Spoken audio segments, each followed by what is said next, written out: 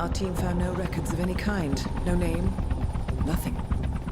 I think they called me 47. That's not a name. So make it one. Welcome to 1 Hour Reviews. We give games exactly 1 hour to win us over and tell you which ones kept us hooked until the end.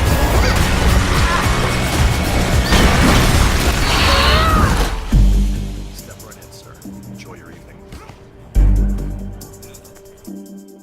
Hitman is a third-person stealth game published by Square Enix and developed by IO Interactive, brought to PC and consoles in an episodic format, with the first episode releasing in March of 2016.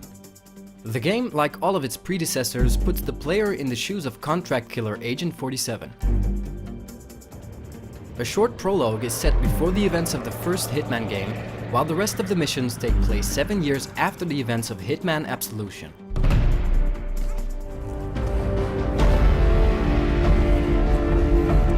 Since this game was released in multiple episodes, we decided to base our review on the short prologue/tutorial, along with the first real mission.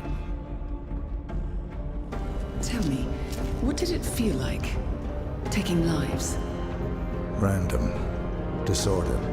After some cutscenes showing Agent 47's entry into the International Contracts Agency, we quickly get started with the first few training missions, designed to help newcomers to the series get accustomed to the controls. IO kept close to their tried and tested control scheme, and we quickly finished the training sequence leading to the first actual episode, which is set in a fashion show in Paris. Step right in, sir. Enjoy your evening. Before we start a mission, the game gives us the option to pick our loadout, allowing us to choose specific weapons and disguises we want to start off with. One of the things which immediately strike us as we start walking through Paris is how the developers pushed the scale of their level design, both in the size of the levels themselves, as well as the large number of NPCs that roam within. The series' iconic ragdoll physics system shines once again, and all of the mechanics are very solid in general. As for the graphics, however, we do think that the game's clean look feels a bit unrealistic sometimes. Gameplay-wise, there's not a lot of change from the previous games, except for the addition of opportunities. These scripted events are usually triggered by overhearing a real-time conversation and require multiple steps to complete.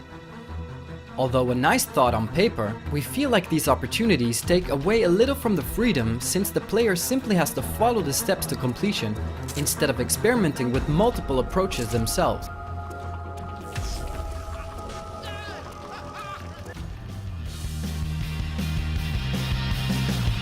Here at 1 Hour Reviews, we are longtime fans of this series, and we were excited when this game was announced, claiming it would be a return to form after Hitman Absolution, which wasn't that well received by fans. If you can look past some of the poor design choices, there's still a very good game here, but we feel there's no real innovation to be found anywhere, and we're just playing another Hitman game, instead of a new Hitman game. Personally, we would love to see some experimentation with the formula, maybe a change in player perspective, or a different approach to level design could be interesting to breathe some new life into the series. As we find our way to our targets and successfully eliminate them, we realize that the essence of Hitman is still here, it's just diluted with the addition of opportunities and live content, which in our opinion don't add anything to the Hitman experience. Finishing the Paris level didn't leave us with a desire to continue playing this game, so hopefully the next time we'll meet our favorite bald assassin, he'll have some new tricks up his cuff-link sleeves.